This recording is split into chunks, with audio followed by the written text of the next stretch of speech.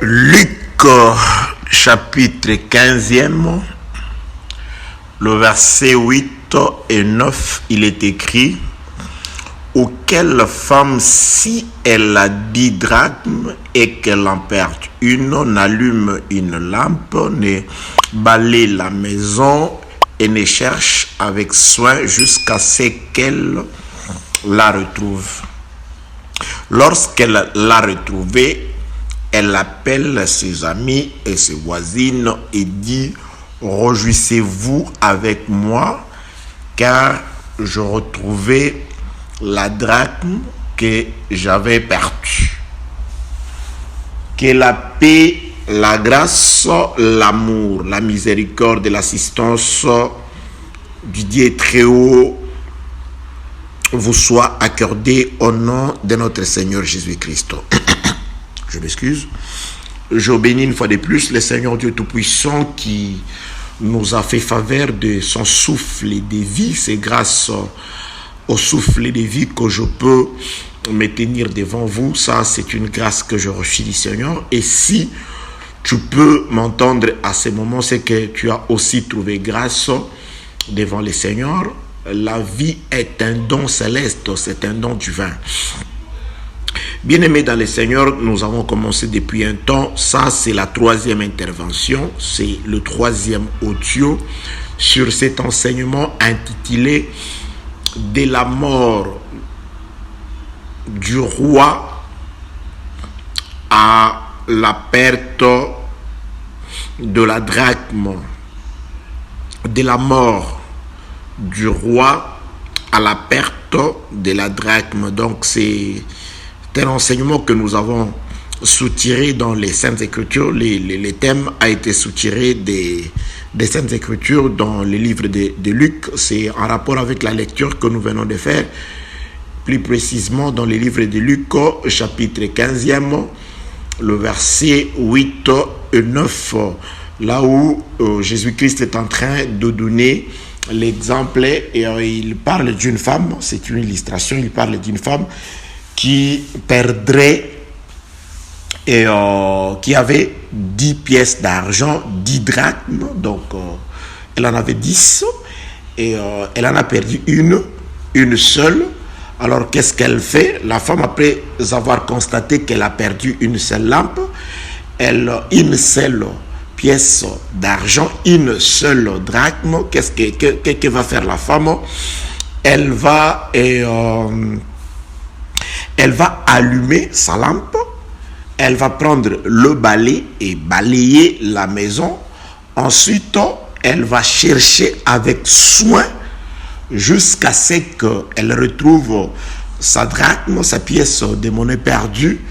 Et quand elle la retrouve, elle va faire quelque chose.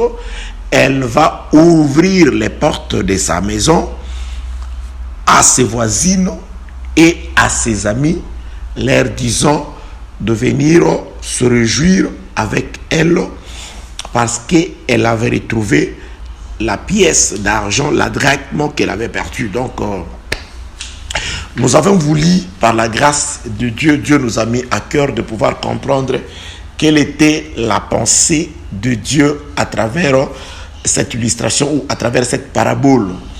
Donc, nous avons compris qu'il y a beaucoup de choses qui sont cachées ici. Donc, Jésus-Christ l'a si bien dit à ses disciples: j'ai beaucoup de choses à vous dire. Je ne peux le faire maintenant car vous ne saurez les supporter. Je vous enverrai le Saint-Esprit. Et quand il viendra, le Saint-Esprit, quand il viendra, il vous enseignera toutes choses. Et le Saint-Esprit, il prendra ce qui est à moi et il vous l'annoncera. Donc, maintenant, le Saint-Esprit, l'Esprit du Seigneur, à travers le ministère, est en train de prendre ce qui est en Jésus-Christ. Les paroles du Seigneur pour pouvoir nous les expliciter, pour pouvoir nous les expliquer, pour nous donner la vie qui se cache dans ces paroles de Dieu. Que la paix, la grâce et la miséricorde de notre Dieu soit avec vous. Vous allez, et en tout cas, nous devoir nous supporter. Nous avons des petits problèmes dans la gorge. Donc, cela ne peut tout de même pas vous empêcher d'écouter, de saisir complètement quelle est la pensée de Dieu. Bien-aimés dans les Seigneurs, il y a des choses qui nous ont intrigués un tout petit peu dans cet exposé de notre Seigneur Jésus-Christ. Donc, on se rend compte que cette femme vivait dans une maison où il y avait une lampe, il y avait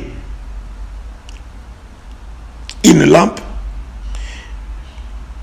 et il y avait, mais malgré la présence de la lampe, la femme ne s'était pas souciée de pouvoir l'allumer. Donc elle vivait dans l'obscurité et dans un état, dans une maison qui n'était pas propre, parce que elle avait ses pièces d'argent, ses 10 pièces d'argent. Lorsqu'elle s'est rendue compte, tout simplement, qu'elle en a perdu une, c'est alors que la femme est allée prendre la lampe qui était là, parce qu'il est écrit, elle allumant une lampe. C'est-à-dire, la lampe était là, mais elle était éteinte. Et si elle va allumer, c'est que la maison se trouvait dans un état de ténèbres. Et elle va balayer. Si elle va prendre les balais pour travailler, c'est que la maison était sale. Donc, c'est-à-dire, la femme va commencer à travailler pour le bien de la maison, c'est-à-dire apporter la lumière et apporter la propriété dans la maison, parce qu'elle a perdu une pièce d'argent. Et avant d'arriver à comprendre, à expliquer ce qui se trouve dans la maison de la femme, il y a quelque chose qui nous a intrigués, comme je venais de le dire. C'était pourquoi vivait-elle dans les ténèbres? Pourquoi y avait-il une lampe là et qu'elle ne l'avait pas allumée? Ou la lampe s'était éteinte? Quand est-ce que cette ténèbre a commencé? Ou qu'est-ce qui a éteint la lampe? Pour comprendre ce qui a entraîné le ténèbre dans la maison de la femme. Parce que la lampe était là. C'est par rapport à la perte, à la disparition de la drachme que la femme va se soucier ou va se rendre compte que je ne peux plus continuer à rester dans les ténèbres. La maison bénéficie de la lumière grâce à la perte de la dîme. Nous parlons de la dîme parce que c'est une pièce sur 10. Cette fraction s'appelle en français un dixième, la dîme. Voilà, c'est pourquoi de temps à autre, nous aurons à paraphraser, au lieu de parler d'une drachme ou d'une pièce d'argent, on pourra directement dire la dîme, le 1 dixième, une sur 10 pièces. Que la paix, la grâce et la miséricorde de notre Dieu soient avec vous. Donc, par rapport à l'argent que cette femme avait, elle n'a perdu que la dîme, le 1 dixième. À cause de la perte de la dîme, la femme va chercher la lampe et le balai. La femme va allumer, c'est-à-dire elle va maintenant se préoccuper de chasser le ténèbre qui était dans la maison et de chasser les ordures, la grâce qui était dans la maison dans laquelle elle avait toujours vécu. D'où sont venues les ténèbres? Nous avons trouvé la réponse dans les Écritures. Donc ça, c'est la troisième intervention. Dans les deux premières interventions, nous avons déjà commencé à expliquer ces choses. Donc, nous sommes allés dans le livre de Samuel, le second livre de Samuel, 2 Samuel, chapitre 21, le verset 17e, où il est écrit: Abishai, fils de Tsérouja, vint au secours de David, frappa le Philistin et le tua.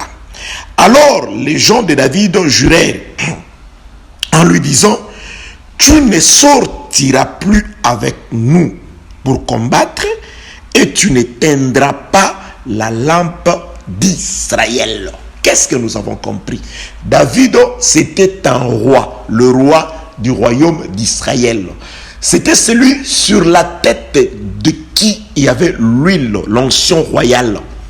C'était loin de l'Éternel. Alors, David, comme roi, avec l'huile de l'Éternel sur sa tête, il est descendu pour combattre, pour faire les guerres de l'Éternel. Alors, quand il est descendu pour soutenir une guerre de l'Éternel comme roi, a failli le tuer. Alors, quelqu'un est venu pour défendre le roi. C'est pourquoi nous avons toujours dit, bien-aimé, lorsque le roi est en danger, il doit y avoir des vaillants soldats pour le défendre. On ne doit pas laisser la vie du roi à la merci de n'importe qui. Raison pour laquelle, autour de la litière de Salomon, il y avait 60 vaillants hommes, vaillants soldats, qui veillaient sur la litière, afin de protéger la litière, le lieu de rencontre entre Salomon et sa fiancée et sa bien-aimée. Bien-aimés, ceux qui sont tout autour de la litière doivent être des vaillants soldats avec une épée, des hommes exercés au combat. C'est ce qui s'est passé avec Mardoché. Il a été honoré parce qu'il a veillé sur la vie du roi. Il a dénoncé les complots qui se faisaient contre la vie du roi. Il a protégé l'intégrité du roi. C'est pourquoi les jours où David était poursuivi par Saoul et que Dieu a frappé Saoul d'un profond sommeil, lorsque David est allé dans les camps, il a récupéré l'épée et la cruche de Saoul, et quand il est sorti, David, comme un prophète, il a crié contre Abner, qui était la personne chargée de veiller sur l'intégrité, sur la vie du roi. Abner, qui est comme toi en Israël. Tu as péché, tu n'as pas pu protéger la vie du roi. Quelqu'un du peuple est entré et pouvait porter atteinte à la vie du roi. Oh Abner, il a crié contre Abner. Parce que nous sommes là pour veiller sur la vie du roi. Ici, la vie du roi, c'est les Écritures. Nous ne devons pas laisser n'importe qui entrer. Surtout, je l'ai dit dans les églises. Le ministre, nous sommes des vaillants soldats avec des épées exercés au combat tout autour de la litière. Nous devons protéger les lits de Salomon, là où il se rencontre avec sa femme. Nous devons plus qu'Abner protéger loin de l'Éternel. C'est pourquoi il y a eu Abishai. Il a couru au secours du roi. Parce que la mort du roi, Abishai reconnaît que c'est une lampe qui s'éteint. Bien-aimés dans le Seigneur, nous devons veiller sur le roi. C'est pourquoi nous devons, par l'enseignement, devenir capables de refuter les contradicteurs. Veillez sur le roi, c'est-à-dire veillez sur la parole, veillez sur l'enseignement, bien-aimés dans le Seigneur. N'importe qui ne peut pas s'approcher. Oui, bien-aimés dans le Seigneur. Aman a vu sa vie prendre fin parce que lorsque la reine l'a accusé chez le roi, qu'est-ce qu'elle a fait? Le roi s'est déplacé. Qu'est-ce qu'elle a fait? Elle s'est empêchée, elle a commis la faute, la grave erreur de s'approcher de près de la reine. Lorsque le roi s'est tourné, maintenant tu veux la violer. Il n'a pas eu le temps de s'expliquer. Non, parce qu'elle s'est approchée de la reine. Elle s'est approchée de la femme du roi. Nous devons protéger l'enseignement. Nous devons protéger David. Nous devons protéger celui qui a l'huile. Or, aujourd'hui, celui que je présente comme le roi qu'on doit protéger, comme le roi sur qui on doit veiller, sur l'intégrité duquel on doit veiller, le roi qui a fait que, le roi que Mardoché a protégé en dénonçant un complot qui s'organisait contre lui et qui a élevé Mardoché. Aujourd'hui, c'est la parole du Seigneur. Nous devons protéger la parole. Nous devons être jaloux de la parole. Nous ne devons pas laisser n'importe qui dire n'importe quoi. Nous ne devons pas laisser n'importe qui enseigner n'importe quoi, surtout pas devant le peuple de Dieu. À nous qui avons la responsabilité. Que la paix, la grâce et la miséricorde de notre Dieu soient avec vous. Ici, un Philistin voulait tuer le roi, voulait éteindre, bien aimé dans le Seigneur. C'est pourquoi Le frère Paul parle dans une des églises. N'éteignez pas l'esprit. Éteindre l'esprit, ce n'est pas le fait, oh non, voilà, il y a eu une époque où les ténèbres est entrées. Non. Si vous refusez la parole, vous éteignez l'esprit. Si vous interprétez mal la parole, vous éteignez l'esprit. C'est-à-dire, vous laissez le roi être tué par les Philistins. N'éteignez pas l'esprit. Ça, c'est la lampe qui éclaire. Ta parole est une lampe. Négliger la parole, c'est éteindre le feu. Rejeter la parole, c'est éteindre le feu.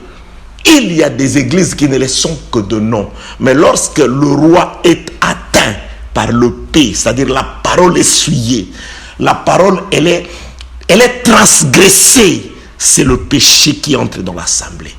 C'est la souillure qui entre. C'est la lumière qui s'éteint. C'est ça, la lumière qu'on ne doit pas éteindre. Que la paix, la grâce et la miséricorde de notre Dieu soient avec vous. David voulait être atteint par le P.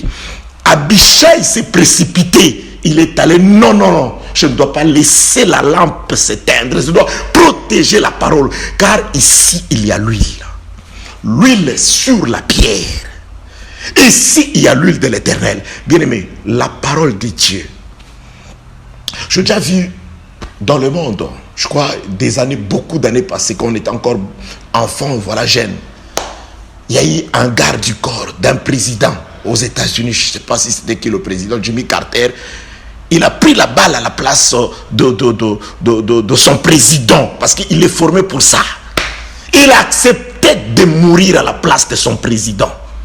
À la manière des hommes. À la manière des hommes. Pour une récompense terrestre. Que la paix de notre Seigneur soit avec vous. Oui, dans un autre sens, c'est pourquoi j'aime Uza. Lorsque l'arche voulait toucher la terre, il dit non, parce qu'il était un sacrificateur. Il savait aussi, dans un autre sens, il était un sacrificateur. Il dit non, je préfère moi. Parce que lui, il empêcha l'arche de ne pas toucher la terre. Il empêcha l'arche de ne pas être foulée à terre. Uza a accepté de mettre sa main.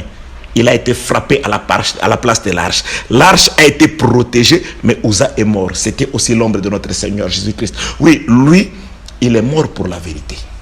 Il a accepté de donner sa vie pour la vérité. Et aujourd'hui, nous devons être comme Abishai. Nous devons protéger le roi. Nous ne devons pas être comme Abner, qui s'est endormi. Lui qui était chargé de veiller sur la vie, l'intégrité de David, il s'est endormi. David est entré, il dit, Abner, ce que tu as fait, c'est un forfait. Ce que tu as fait, c'est un crime. Qui est comme toi en Israël? Mais tu n'as pas été capable de protéger les rois. Abner, tu mérites la mort. Que la paix, la grâce et la miséricorde de notre Dieu soient avec vous. Bien aimé, nous devons veiller sur la parole. Surtout nous, ministres de la parole. Nous devons veiller sur la parole.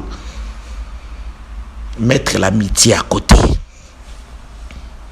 On ne fait pas de concessions en ce qui concerne la parole, en ce qui concerne l'évangile. Nous devons veiller comme Abishai.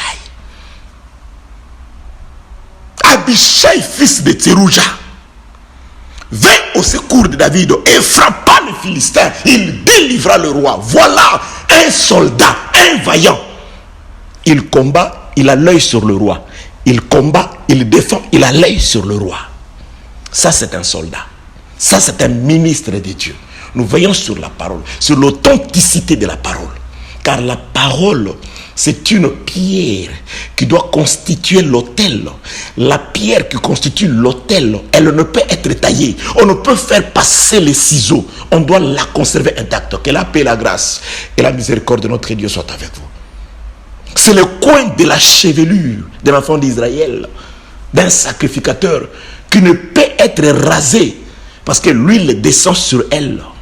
Et le ministère aussi, la barbe. On ne peut couper le coin de la barbe en rond. On doit la laisser de façon naturelle. Que la paix, la grâce et la miséricorde, on ne fabrique pas de ministères. On ne fabrique pas de ministres. À moins d'être Jéroboam. Que la paix, la grâce et la miséricorde de notre Dieu soient avec vous. Bien-aimés, Abishai, fils de Tserouja, vint au secours de David et frappa les Philistins et le tua. Je suis dans 2 Samuel chapitre 21, le verset 17. Et le tua.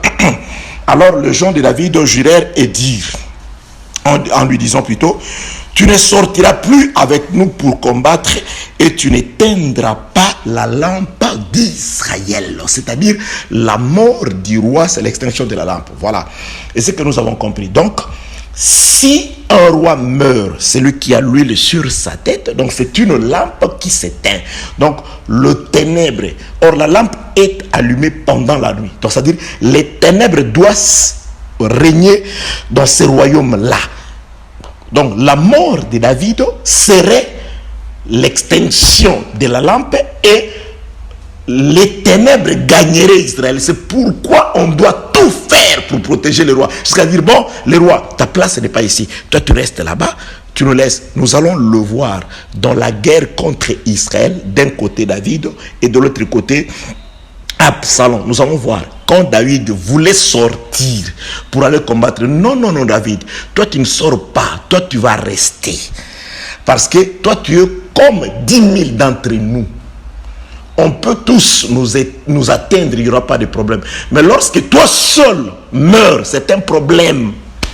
Bien aimé, lorsque la parole, même un seul iota, Jésus-Christ dit, pas un seul iota de l'écriture ne sera ôté, pas un seul. Il faut savoir protéger les rois parce qu'il a l'onction sur la tête. Il faut savoir dénoncer tout complot, toute conspiration qui se fait contre la vie du roi, contre la parole du Seigneur. Un jour, le roi sera là tourmenté, il dira, amenez-moi le livre des souvenirs. Il se rendra compte de ce que tu as fait, tu seras élevé. Pourquoi? Parce que tu as été comme fini le souverain sacrificateur. Il dit non, cet homme ici, en tout cas, il est venu vraiment jusqu'ici. Non, je vais montrer mon zèle. Il a tué Zimri et il a tué Cosbi. Et ce jour-là, la plaie s'arrêta et Dieu lui promit une sacrificature jusqu'à la 4e génération. Que la paix, la grâce et la miséricorde de notre Dieu soient avec vous. Bien-aimés dans le Seigneur, donc ici, nous sommes en train de chercher quand est-ce que les ténèbres est entré dans la maison de cette femme. Nous allons comprendre par la suite. Je voulais d'abord parler du ténèbre parce qu'il y avait le ténèbre qui a été chassé par plutôt le jour où la drachme est perdue et la femme allume. La lampe était toujours là, mais elle ne l'avait jamais utilisée. Elle allume, elle chasse ces ténèbres. C'est pourquoi nous disons, quand est-ce que cette lampe a été éteinte? Nous cherchons la réponse dans les Saintes Écritures. Et nous sommes allés dans l'audio numéro 2 expliquer la guerre. Parce que David, on a voulu les tuer dans une guerre. Heureusement que lui a été protégé par un de ses soldats. Et nous avons aussi vu que le ténèbre qui a régné dans la maison de cette femme a commencé suite à la mort d'un roi.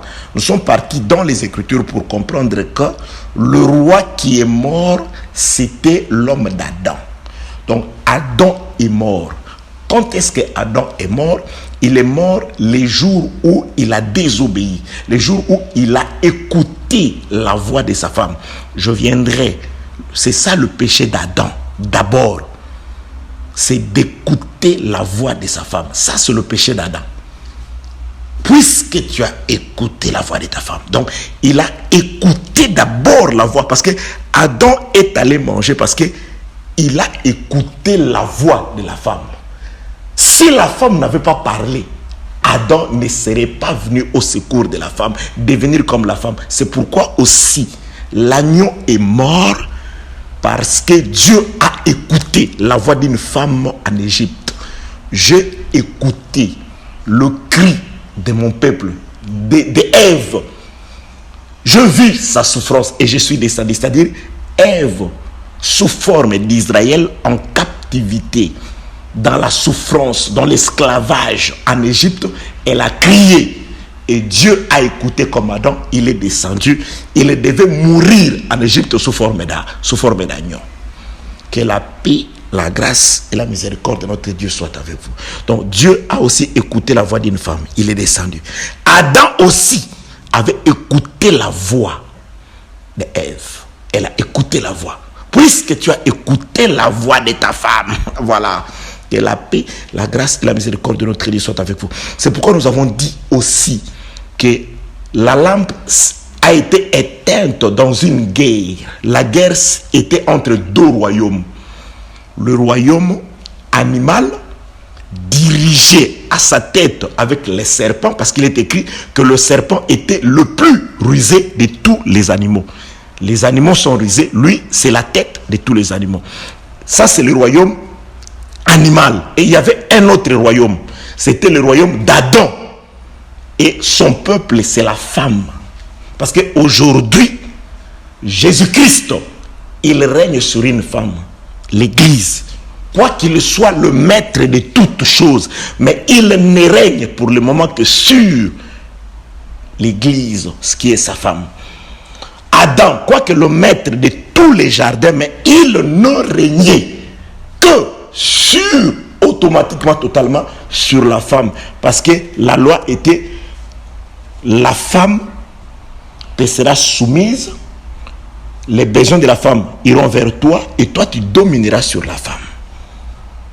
Il dominait et régnait sur sa femme, tout en étant le maître de toutes choses. Jésus-Christ est le maître de toutes choses. Mais Pilate lui a posé la question: es-tu roi? Adam, le dernier, le véritable, il dit: je suis roi, mais mon royaume n'est pas de la terre. C'est-à-dire, je ne règne pas encore sur toute la terre.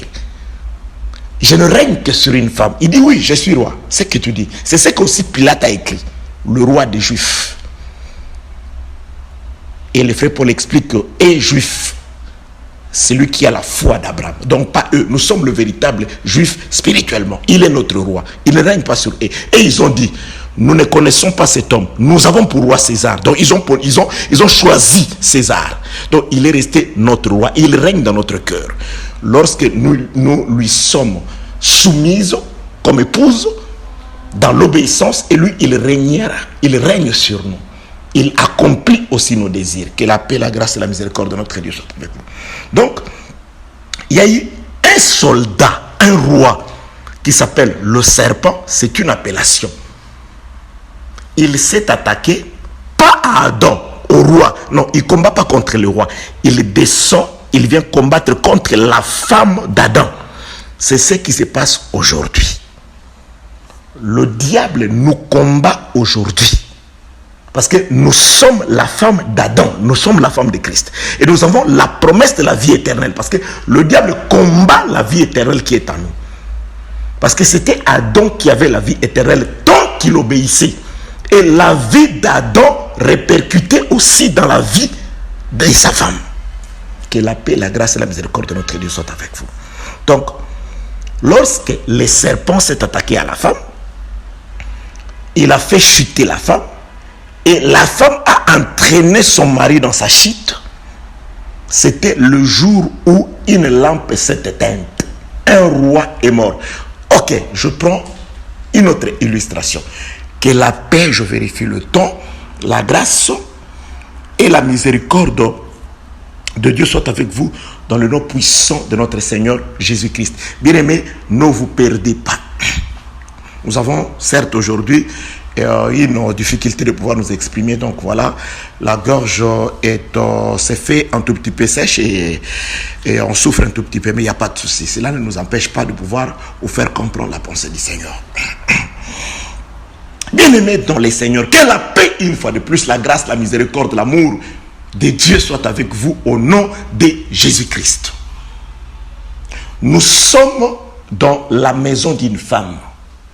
Cette femme a 10 pièces d'argent, elle en a perdu une, et quand elle perd une pièce d'argent, cette femme commence à se rendre compte des choses qu'elle ne voyait pas avant. Ah, mais je suis dans les ténèbres, qu'est-ce qui se passe? Où est ma lampe? Elle va chercher la lampe qui était dans la maison, elle l'allume. Où est les balais? Elle va prendre les balais qui étaient dans la maison, elle commence à balayer, à nettoyer la maison. Nous viendrons dans ces choses. Nous sommes en train de pouvoir avancer, mais lentement. Car nous ne voulons pas vous embrouiller. Nous ne voulons pas non plus dire tout simplement ce que nous avons dans la tête. Mais nous voulons que par l'Esprit du Seigneur, nous puissions vous faire comprendre la pensée de Dieu. Pour vous, pas ce que nous pensons. Pour vous, une pensée de Dieu salutaire pour vous. Car Jésus-Christ définit le royaume des cieux comme étant un filet qu'on jette dans la mer et qui fait sortir des choses. Vous comprenez? Donc, le royaume des cieux, comme Jésus, comme l'enseignement, lorsqu'elle arrive, elle doit faire l'exode. Elle doit faire quitter aux gens, c'est-à-dire aux poissons, un royaume, l'eau, le monde, pour les amener sur la terre vers un royaume afin de faire le triage. Donc la parole de Dieu, lorsque nous vous l'enseignons, lorsque nous vous l'annonçons, ce n'est pas afin que ça nous fasse que vous réjouir. Ce n'est pas tout simplement pour crier la démangeaison à l'oreille, non, pour vous dire non, voilà, c'est agréable, non. La gaieté de la parole du Seigneur, lorsqu'elle est capable de vous faire sortir de l'eau comme le filet. C'est la raison pour laquelle nous avançons dans la profondeur comme Jésus-Christ l'a dit à Pierre. Parce que nous savons que c'est là où il y a des poissons. Que la paix, la grâce et la miséricorde de Dieu soient avec vous. Gloire se rendit à Dieu. Après la résurrection, le filet ne se rompt plus. Et ça, on viendra un autre jour. Bien-aimé dans les seigneurs, cette femme a sa maison. Donc, c'est-à-dire dans la maison de cette femme, tant qu'elle garde ces 10 pièces d'argent, ces 10 drachmes, elle ne se soucie pas du ténèbre, qu'elle vive dans les ténèbres ou pas. Elle est à l'aise parce qu'elle était là dans les ténèbres. Elle était là vivant dans la crasse, au milieu des ordures. Ce n'était pas son problème tant qu'elle gardait ses 10 pièces d'argent. Mais la perte de la dîme, alléluia, est une bonne nouvelle pour la maison et une mauvaise nouvelle pour la femme. La femme est écœurée parce qu'elle a perdu sa dîme. Mais la maison est joyeuse parce que la perte de la dîme est une bonne nouvelle qui lui apporte la lumière et la propriété, ainsi que la visitation des voisins et des amis. La maison devient une maison de fête. La maison devient une maison exemplaire parce qu'une dîme est perdue. Pendant que cette femme pleure, vraiment, ma dîme, où est-elle? La maison est dans la joie. Waouh! La lumière, waouh, le balai, waouh, aujourd'hui je ne serai pas seul. Il y a des voisines et il y a des amis qui sont venus dans la maison. Donc, une mauvaise nouvelle pour une femme qui était une bonne nouvelle pour la maison. Que la paix, la grâce et la miséricorde, vous aurez ça en détail, ne vous en faites pas. Nous sommes juste au début, c'est le 3e audio, vous savez. En tout cas, j'avais à cœur de ne pas dépasser les 5 audios. Ben, je ne sais pas combien il y en aura-t-il et comment est-ce que le Seigneur nous conduira. Parce que chaque fois qu'on prépare 2-3 versets, le Seigneur nous fait passer par des chemins qu'il a tracés lui-même pour votre salut. Afin de vous amener à réaliser l'exode. Car j'ai dit, l'enseignement, les exhortations qui accompagnent tout ce que nous disons, c'est dans le but, bien aimé dans le Seigneur, que vous vous disiez, nos cœurs ne brillaient-ils pas au-dedans de nous quand tu parlais? Je ne voudrais pas parler. Je voulais toujours dire ce qui est écrit dans le livre des Proverbes est tellement exact que je le répéterai toujours. Même un insensé, quand il se tait, il passe pour un sage. Je voudrais être cet insensé qui se tait et que le Seigneur parle. Et que sa sagesse puisse vous faire sortir du monde. Et que sa sagesse puisse vous délivrer de tous les liens et chaînes qui jusque-là troublent votre vie. Au nom de Jésus-Christ, que la sagesse de Dieu à travers les paroles de Dieu, les paroles de cet enseignement puisse vous délivrer et vous apporter, vous accorder tout ce qui manque à votre existence, résoudre tous les problèmes qui vous tourmentent. Au nom de Jésus-Christ, Seigneur de paix et de grâce, il est merveilleux, il est glorieux. Il a promis que par la connaissance, nous aurons l'affranchissement. Et tout ce qu'il dit est la vérité. Laisse que cette connaissance qui s'exprime à travers cet enseignement puisse vous affranchir. Au nom de Jésus-Christ. Bien-aimé dans les seigneurs. Une lampe, c'est-à-dire un roi qui meurt dans les champs de bataille, c'est une lampe qui s'éteint. On protège David, mais il y a un roi qui est mort dans la guerre avec le serpent. Parce que le serpent est allé en guerre. Le serpent a bien ciblé. Je m'attaque à la femme. Quand je m'attaque à la femme, tellement que l'homme aime la femme, il viendra au secours de la femme. Et là, l'homme aussi mourra. Je pourrais venir dans les jours à venir sur ça. Mais je voudrais juste que vous sachiez que Adam aussi est mort dans les champs de bataille. Elle a été combattue par le serpent, qui est le roi d'un royaume, parce qu'il est le plus rusé. On a posé la question à Jésus: es-tu roi? Il dit: oui, je suis roi, mais mon royaume n'est pas de la terre. Et Satan avait déjà répondu: qui est le roi de la terre? Luc chapitre 4, il s'était déjà approché du Seigneur. Il dit: si tu t'agenouilles devant moi, je t'accorde la gloire de ce monde, car elle m'a été donnée. Donc c'est-à-dire, il était celui qui dominait sur la terre. Il avait la gloire de la terre. Donc c'est un roi. J'avais parlé un jour sur Judas, je viendrai un jour de voir Jésus-Christ qui dit: tout pouvoir m'a été donné au ciel d'abord et sur la terre. Donc Jésus-Christ doit régner dans ces deux endroits. Mais après l'œuvre de la croix, jusqu'à ce jour, Jésus-Christ règne, mais il ne règne qu'au ciel. Le ciel n'est pas un complément circonstanciel des lieux, mais non, c'est par rapport à l'état. Quiconque accepte la parole du Seigneur et vit cette parole, sa vie n'est plus sur la terre. Elle est cachée en Jésus-Christ avec Dieu dans les lieux célestes. C'est-à-dire, Jésus-Christ devient son roi. Et pour le moment, il ne règne que sur sa femme au ciel. Il viendra un moment où il viendra combattre encore pour régner aussi sur toute la terre. Afin que s'accomplisse ce qu'il a dit dans Matthieu: tout pouvoir m'a été donné au ciel et sur la terre. Que la paix, la grâce et la miséricorde de notre Dieu soient avec vous. Jésus-Christ est le roi de sa femme pour le moment. Je donne un autre exemple. Ah oui, laisse-moi m'en aller là-bas. Bien aimé, je voudrais expliquer quelque chose. Tout simplement dans le cadre de ces ténèbres. Le ténèbre qui a régné dans la maison de la femme avant la disparition de la drachme, avant la disparition de la dîme, que vous allez comprendre. Restez attachés à nous. Je vous bénis déjà les seigneurs. Je suis très reconnaissant par rapport à vous qui nous appelez, vous qui nous envoyez des messages.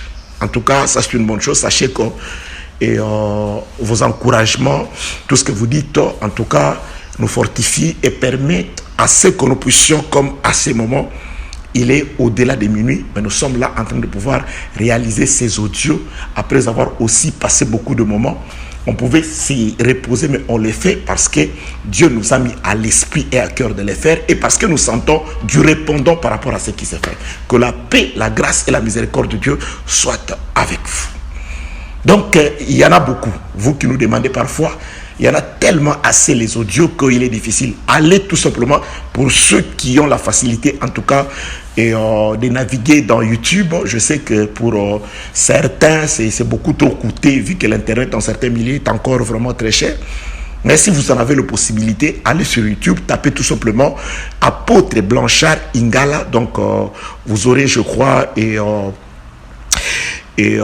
tous les enseignements, tapez juste les noms ou le thème, en tout cas vous aurez vraiment tous les enseignements sur YouTube. Allez sur la barre de recherche, tapez Apôtre Blanchard Ingala, vous avez droit à tous les enseignements. Bien-aimés dans les seigneurs, laissez-moi prendre une écriture. Je suis toujours, je le répète, dans le cadre des ténèbres qui ont précédé la perte de la dîme dans la maison de la femme. Qui ont précédé, les ténèbres qui ont précédé la perte de la drachme dans la maison de cette femme. Je vais prendre une écriture de Nombre. Je voudrais un tout petit peu naviguer là-bas. Je ne vais pas aller très loin, je vais juste prendre l'essentiel. Je suis dans le livre de Nombre, laissez-moi trouver l'écriture. C'est le Nombre chapitre 19. Laissez-moi trouver l'écriture. Pas Genèse, Nombre chapitre... Attendez... Ok, Nombre chapitre 19, je commence au 14e verset, il est écrit: voici la loi. Lorsqu'un homme mourra dans une tente, quiconque entrera dans la tente et quiconque se trouvera dans la tente sera impur pendant 7 jours. Là, j'explique déjà. Je sais que les enfants de la maison ont déjà été suffisamment enseignés sur ça, ils connaissent ça, mais je explique très vite. Ici, c'était une loi. Et nous savons que Jésus-Christ dit, la loi s'accomplit. Il n'est pas venu pour abolir, mais Jésus-Christ accomplit toutes ces lois dans son corps. Donc ça s'accomplit d'abord dans le corps du Seigneur. Il accomplit à Golgotha. Et nous, l'Église, comme étant le corps du Seigneur, je l'ai toujours dit, nous devons aussi être l'accomplissement de la parole de Dieu. On doit lire, la loi doit être écrite. Vous savez, en Israël, après qu'un homme soit sorti le jour du sabbat pour aller chercher le bois, et quand cet homme-là a été tué, Dieu a ordonné à ce que les enfants d'Israël puissent dans leurs vêtements avoir toujours une frange, c'est-à-dire un morceau de linge sur le bout de leurs vêtements qui avait un bout, au bout avec des cordons bleus, qui leur rappelait les sabbats. C'est-à-dire, si on demandait à Israël, à un enfant d'Israël, mais pourquoi tu t'habilles comme ça? Ah, comme ça, cette frange-là, ça me rappelle les sabbats. Ça me rappelle les sabbats. Ça me rappelle les repos. Bien aimé, nous devons toujours avoir en nous la loi. Elle doit être écrite dans le cœur pour nous rappeler qu'il y a un véritable sabbat qui est Christ, qui est la parole. Nous devons toujours avoir la parole inscrite dans le cœur, pas sur la pierre, dans le cœur. La frange, elle doit être intérieure aujourd'hui. Donc, lorsque un homme mourrait dans une tente, je définis déjà la tente, je veux 2 Corinthiens chapitre 5 parle de la tente, attendez, du 1er au 5e verset. Je vais lire pour beaucoup plus de précision. 2 Corinthiens chapitre 5 du 1er au 5e verset. Je vais juste prendre un verset. Nous savons en effet que si cette tente où nous habitons sur la terre est détruite, nous avons dans le ciel un édifice qui est l'ouvrage de Dieu, une demeure éternelle qui n'a pas été faite de main d'homme. Donc, le frère Paul parlant de ce corps, il l'appelle aussi tente. Donc, je suis juste allé là-bas pour prendre et expliquer et faire comprendre que on peut aussi appeler ce corps tente. Donc, lorsque on dit, le frère Moïse dit, voici la loi, Nombre chapitre 19, le verset 14, lorsque un homme mourra dans une tente. Donc, c'est-à-dire, la mort d'un homme dans la tente, ça parle tout simplement d'Adam, qui est mort par la désobéissance. Donc, ce jour-là, Adam, quoiqu'il est resté vivant quant à la chair, mais spirituellement, à l'intérieur, un homme était mort dans ce corps. Donc, la désobéissance d'Adam, parce que Dieu avait dit, le jour où tu en mangeras, tu mourras. Donc, ce jour-là, c'était un homme qui était mort dans une tente. Donc, Adam est resté vivant, mais il était à l'intérieur de la tente déjà un cadavre. Donc, lorsqu'un homme meurt dans une tente, écoutez ce que la loi dit. Quiconque entrera dans la tente et quiconque se trouvera dans la tente. Donc, nous avons des individus. Nous avons un corps dans lequel quelqu'un est déjà mort. Donc, notre corps, c'est une tente dans laquelle un homme était mort. Donc, nous tous qui sommes sortis d'Adam, nous vivons dans la chair, nous représentons une tente dans laquelle, parce que nous avons hérité du sang d'Adam.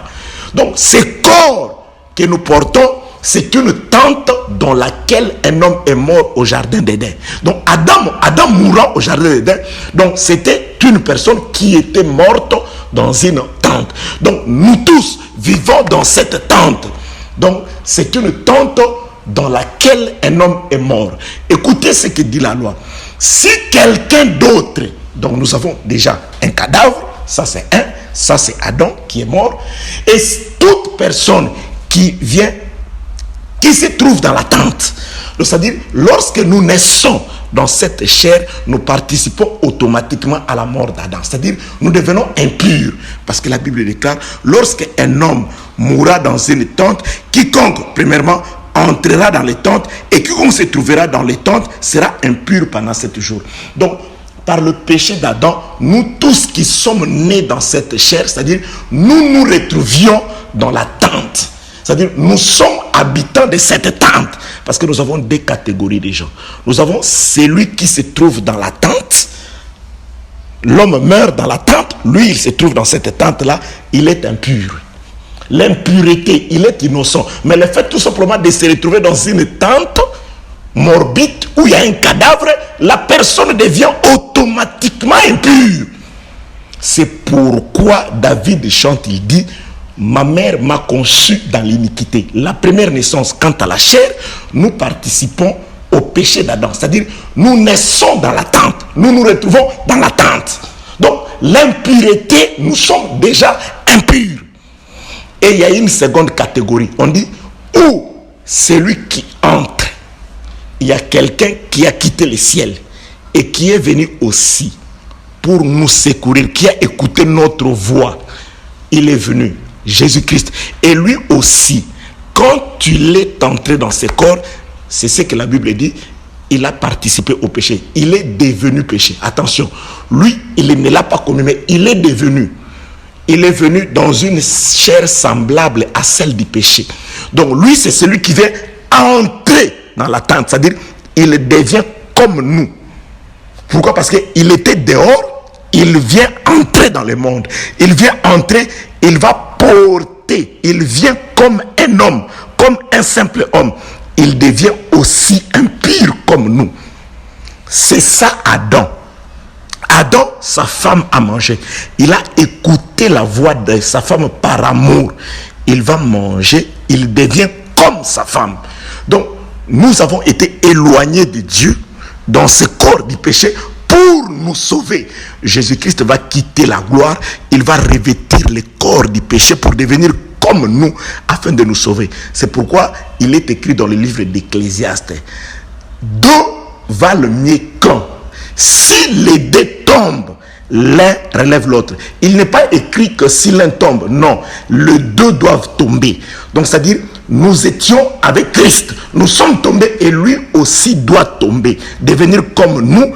Maintenant, dans la chute, dans la mort, c'est là où il va nous ressusciter, il va nous relever. C'est ça les deux cas. Une personne qui meurt dans l'attente, celui qui se trouve dans l'attente, ça c'est nous, l'humanité. On se retrouvait déjà dans ce corps d'Adam. Nous sommes tous sortis d'Adam. Et lui qui était auprès du Père, la parole, lorsqu'elle a revêti la chair, c'est-à-dire il est entré dans les tentes, il doit être considéré aussi comme nous. Donc il doit aussi mourir quant à la chair comme nous, afin de pouvoir nous sauver. Que la paix, la grâce et la miséricorde de notre Dieu soient avec vous. Je descends au verset 15. Tout vase, c'est là où je vais m'arrêter. Tout vase découvert sur lequel il n'y aura point de couvercle attaché sera impur. Donc, lorsqu'une personne meurt dans une tente, maintenant on doit regarder qu'est-ce qu'il y a d'impur ici. On regarde, ah voilà, il y a un vase. Donc le vase ne peut pas être déclaré automatiquement impur si on ne l'observe pas. On doit observer la vase. Comment est-ce que les sacrificateurs vont demander, comment est-ce que vous avez trouvé le vase? Non, le vase n'était pas découvert. C'est-à-dire, le vase n'avait pas de couvercle. Il est impur. Il est impur. Donc, le manque de couvercle dans une maison où il y a un cadavre rend automatiquement le vase impur. Maintenant, c'est quoi le vase d'abord, d'après l'explication de la parole? Parce que nous sommes dans les ténèbres. N'oubliez pas. Oh, le temps court, hein? Il nous reste très peu de minutes. Voilà. Ah oui, que Dieu soit loué. Nous faisons beaucoup de tournures afin de faire comprendre à tout le monde. Bien aimé, maintenant, c'est quoi les vases? Dieu, quand il parle des vases, nous savons certainement, Dieu, quand il parle des vases, il parle de l'homme. D'après, il y en a plusieurs. Je peux prendre Jérémie chapitre 18. Je prends Jérémie chapitre 18. Je prends Jérémie chapitre 18. Je commence au premier verset. Il est écrit: la parole qui fut adressée à Jérémie de la part de l'Éternel en ce mot: lève-toi et descends dans la maison du potier. Là, je te ferai entendre mes paroles. J'ai descendu dans la maison du potier et voici, il travaillait sur un tour. Le vase qu'il faisait ne réussit pas. Comme il arrive à l'argile dans la main du potier, il en refit un autre vase tel qu'il trouva bon de le faire. Et la parole de l'Éternel me fut adressée en ces mots: ne suis-je pas ne puis-je pas agir envers vous comme ces potiers, maison d'Israël, dit l'Éternel, voici comme l'argile est dans la main du potier, ainsi vous êtes dans ma main, maison d'Israël. Ici, je ne prends pas d'abord maison d'Israël. Je voudrais juste dire que le vase parle aussi de l'homme. Donc ici, Dieu veut parler. Je prends un autre sens. Dieu se compare au potier. Il dit à Jérémie, descends dans la maison du potier. Qu'est-ce que le potier voit? Il voit, plutôt Jérémie, qu'est-ce qu'il voit? Il voit un potier, un fabricant de vases. Il était en train de travailler dans un tour, fabriquant un vase. La Bible dit, le vase qu'il fit ne réussit pas, ne sortit pas agréable. Bon, qu'est-ce qu'il fit?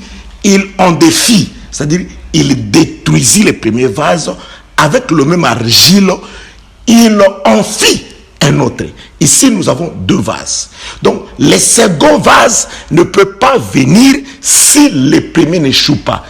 Le potier fait d'abord un premier vase, le premier vase échoue et il va refaire un autre vase. Et quand il va faire cet autre vase, la Bible ne parle pas de là où il a détruit le second vase. Donc, je m'en vais directement pour dire. Donc, les deux vases, c'est aussi deux hommes. Le premier homme qui est venu, il n'a pas réussi. Il n'a pas été agréable. Cet homme-là devait être anéanti où? À la croix.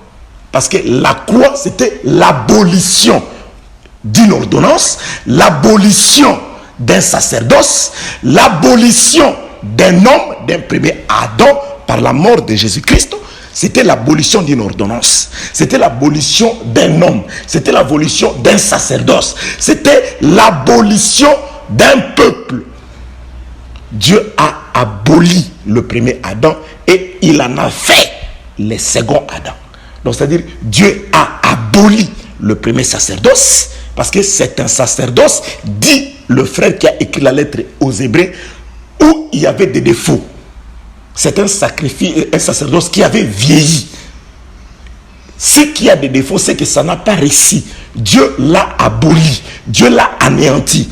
Donc, le premier homme, que le frère Paul appelle aussi le vieil homme, a été anéanti, a été aboli par la mort de Jésus-Christ et à la fois une ordonnance nouvelle, une alliance nouvelle, un sacerdoce nouveau, un homme nouveau a été créé à la place. Que la paix, la grâce et la miséricorde de Dieu soient avec vous. Là, je suis allé juste pour prendre les vases et en faire sortir un homme. Donc, le frère Paul confirme encore lorsqu'il dit que nous portons un trésor dans un vase de terre. Donc, l'homme, c'est aussi un vase. Donc, d'après les Écritures, quand on parle des vases, on parle aussi de l'homme. Psaume chapitre 2, je crois, au premier. Il brisera le vase comme on brise avec la verge de fer, il va briser les vases. Donc là, c'est l'anéantissement des nations. Là, c'est lorsque le Christ, Jésus-Christ viendra dans la guerre d'Armageddon afin d'anéantir les nations. Donc, les vases, c'est les hommes. Le frère Paul le confirme encore dans le livre de Romains chapitre 9, là où il parle des hommes, des deux espèces d'hommes, de ceux qui ont trouvé grâce devant le Seigneur, comme étant des vases destinés à la miséricorde, et de ceux qui n'ont pas trouvé grâce, c'est-à-dire de ceux qui ne croiront pas à la parole, comme des vases destinés à la colère. Donc, tout ça, je suis allé là-bas pour parler du vase comme étant un homme. Que la paix, la grâce et la miséricorde de notre Dieu soient avec vous. Vous avez encore un enseignement sur l'exode des vases d'or et des vases d'argent. Donc, le vase parle aussi de l'homme. Il n'y a pas d'absolu. Nous prenons, lorsque une personne meurt dans une tente et qu'il y a un vase découvert, c'est-à-dire un vase sans couvercle dedans, là, les vases comme l'homme, dont nous comprenons directement que lorsque Adam a péché, toute personne non couverte est impure, est impure. Et toute personne non couverte est impure. Or, dans la loi sur les vases, lorsque un vase est un vase d'argile ou de terre, ce vase-là, elle est irrécupérable. Donc, normalement, tout vase d'argile ou tout vase de terre qui devient impur, d'après la loi, ces vases-là doivent être détruits ou détruits. C'est seulement les vases de bois ou les vases d'airain qui peuvent être lavés. Mais le vase de bois, le vase de terre plutôt, le vase de terre, lorsque le vase de terre n'a pas eu de couvercle et qu'il est déclaré impur, il doit être détruit. Donc là, c'est l'explication de Jérémie chapitre 18. Pourquoi est-ce qu'il a fait un vase et il dit que ce vase n'a pas réussi, il le détruit pour en faire un autre. Nous comprenons que les vases que le potier faisait, c'était les vases d'argile. Donc, le fait que ce vase n'a pas réussi, pourquoi le vase n'a pas réussi? Parce que le vase a été trouvé dans une maison où il y avait un cadavre, mais ce vase a été trouvé sans couvercle. Mais maintenant, parlons du couvercle.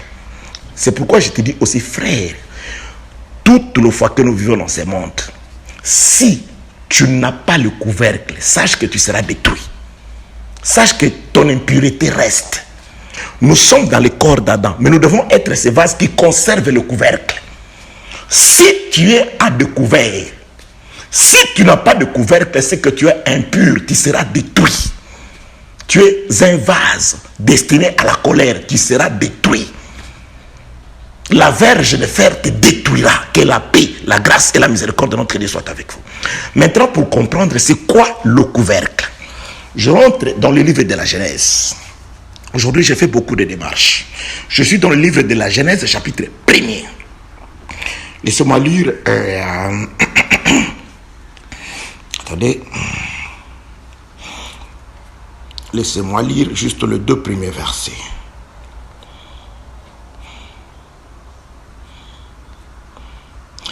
Je suis dans le livre de la Genèse, chapitre 1er. Nous cherchons le couvercle des vases. Je suis dans le livre de la Genèse, chapitre 1er. Genèse, chapitre 1er, le verset, je commence au premier verset. Au commencement, Dieu créa le ciel. Écoutez, Dieu créa le ciel et la terre. C'est-à-dire la terre et le ciel. La terre était informe et vide. Il y avait de ténèbres à la surface de l'abîme et l'Esprit de Dieu se mouvait au-dessus des eaux. Donc, au commencement, d'après Moïse, Dieu a créé le ciel et la terre. Mais écoutez Jésus-Christ, d'après Jésus, qu'est-ce que Dieu a créé au commencement? Je suis dans le livre de Matthieu, chapitre 19. Attendez-moi chercher le verset.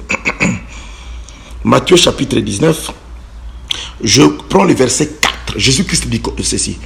Il répondit, n'avez-vous pas lu que le Créateur, au commencement, il fit l'homme et la femme. Donc, ce que Moïse voit comme les cieux et la terre, Jésus-Christ l'explique que ces cieux-là, c'est un homme et la terre, c'est une femme.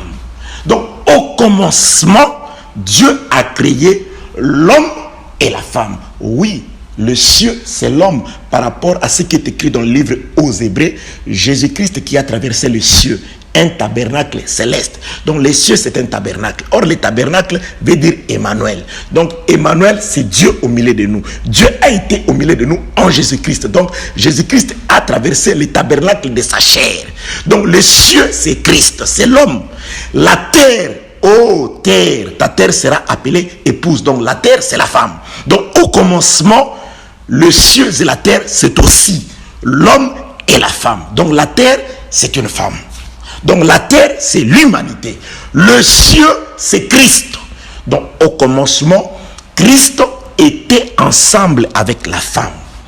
Donc c'est à cause du péché que Christ est parti la femme est restée. C'est pourquoi Jésus-Christ dira plus tard dans le livre de Matthieu, vous allez comprendre que si Moïse vous a prescrit de divorcer, c'est à cause de l'incrédulité. C'est l'incrédulité dans la création comme ça. Adam aussi, l'Esprit de Dieu l'a quitté à cause de l'incrédulité. L'incrédulité, c'est le refus d'obtempérer à la parole. Dieu lui a montré la parole, il a refusé et l'Esprit de Dieu l'a quitté, il a été habité par la mort. Donc, l'homme, les cieux c'est l'homme, la terre c'est l'humanité, c'est la femme. Nous étions au commencement avec Dieu.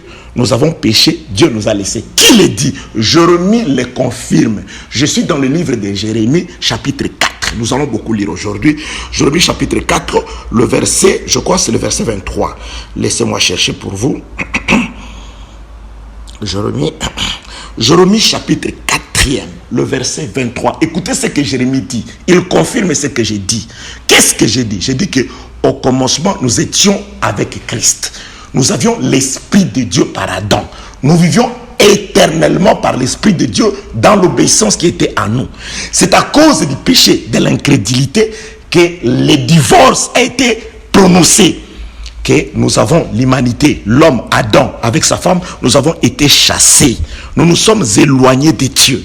C'est ce que Jésus-Christ dit. Au commencement, Dieu a créé l'homme et la femme. C'est pourquoi ce que Jésus a dit est vrai. Je suis dans le cadre spirituel. Personne ne peut séparer ce que Dieu a uni. Un fils de l'éternité, celui qui a été auprès de Dieu depuis l'éternité, personne ne peut le séparer de Dieu. S'il se perd au moment opportun, il écoutera la voix du bon berger. Il écoutera la voix de Dieu. Il rentrera et il cherchera son Dieu.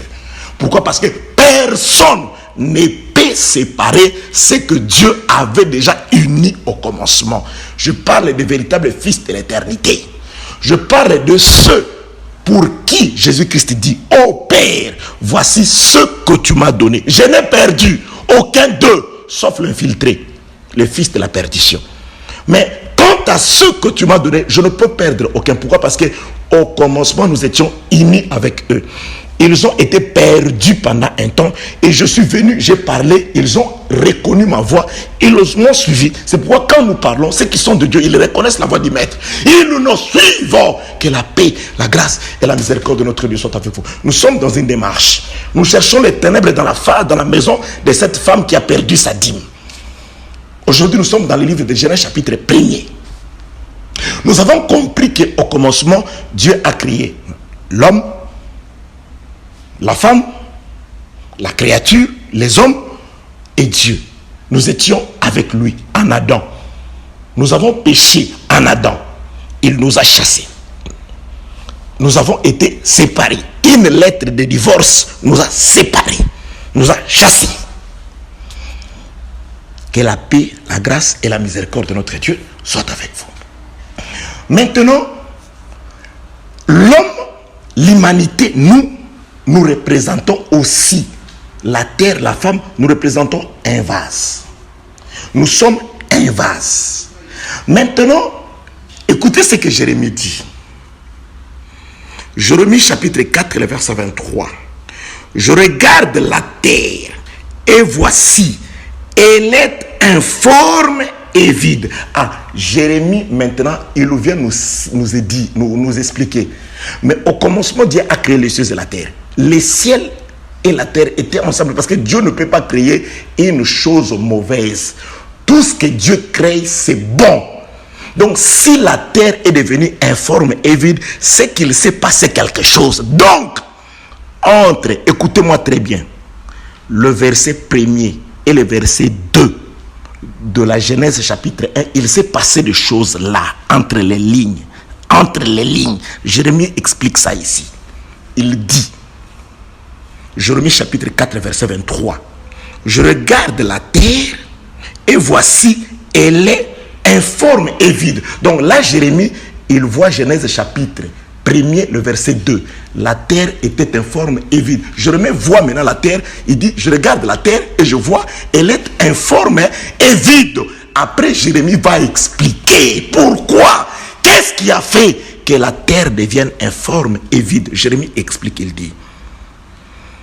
Jérémie 4, 23, je reprends.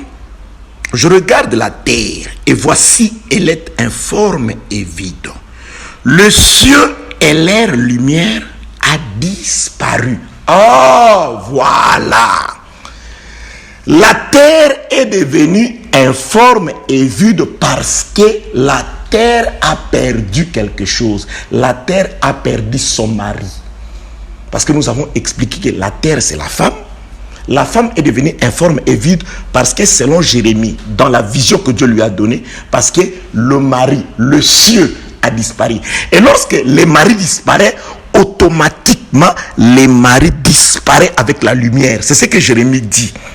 Je regarde la terre, voici, elle est informe et vide. Le ciel et l'air lumière a disparu. C'est-à-dire, lorsque l'homme est parti, Adam, au commencement, elle n'était pas...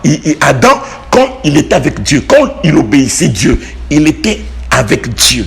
Mais lorsque Adam a péché, parce que je l'ai toujours dit, lorsque on parle de la terre, on parle d'abord de la femme, comment d'Adam.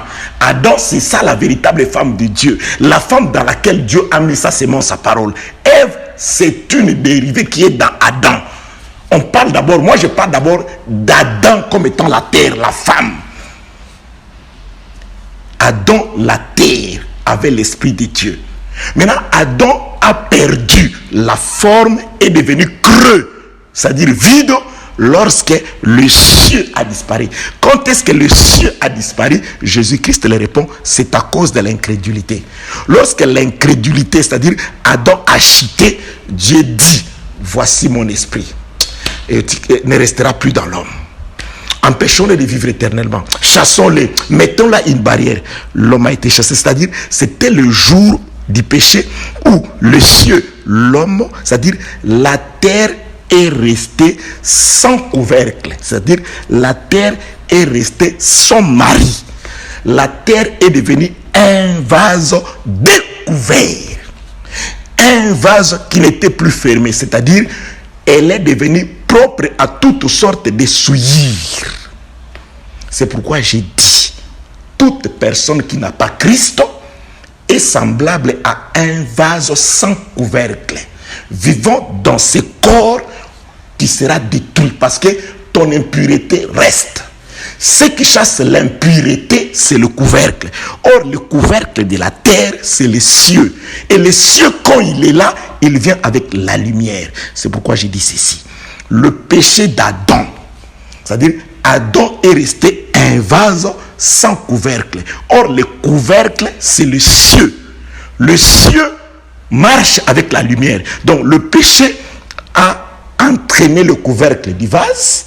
Adam est resté un vase sans couvercle, sans ciel et sans lumière. C'est-à-dire, le vase est resté dans l'impureté et le vase est resté dans les ténèbres.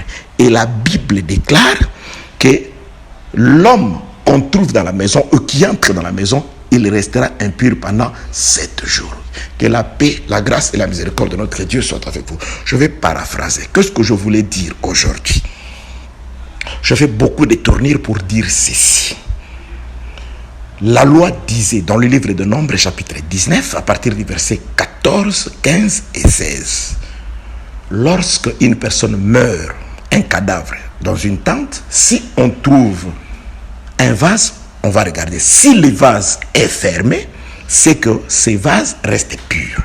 Mais si le vase n'a pas de couvercle et a découvert, ce vase est considéré impur. Ça veut dire quoi? Parce que ces choses ont réellement une signification. C'est pourquoi nous sommes partis pour comprendre ces choses. Au commencement, Dieu a créé un vase et son couvercle, c'est-à-dire le ciel et la terre. Mais à un moment, à cause du péché, le ciel qui est le couvercle de la terre, de l'homme, du vase, le ciel, d'après Jérémie chapitre 4, verset 23, a disparu, emportant la lumière. C'est-à-dire, la terre est restée dans les ténèbres. C'est ce qui est écrit. Les ténèbres étaient dans l'abîme. Il faut que la lumière vienne un soir. Avant que la lumière ne vienne le soir, la terre est restée dans les ténèbres. Pourquoi? Parce que le ciel et la lumière sont partis. Donc c'est aussi ça. La maison de cette femme est comparable à ces vases. C'est-à-dire, il n'y avait pas de cieux. Mais nous allons comprendre que cette femme, malgré les ténèbres, elle avait quand même l'espérance à travers 10 pièces d'argent. Elle gardait ça. Pour aujourd'hui, que celui qui a créé les cieux et la terre vous bénisse. Vous allez vraiment nous excuser. Nous avons largement dépassé le temps. Paix, grâce, miséricorde et amour de Dieu sur vous, au nom de Jésus-Christ.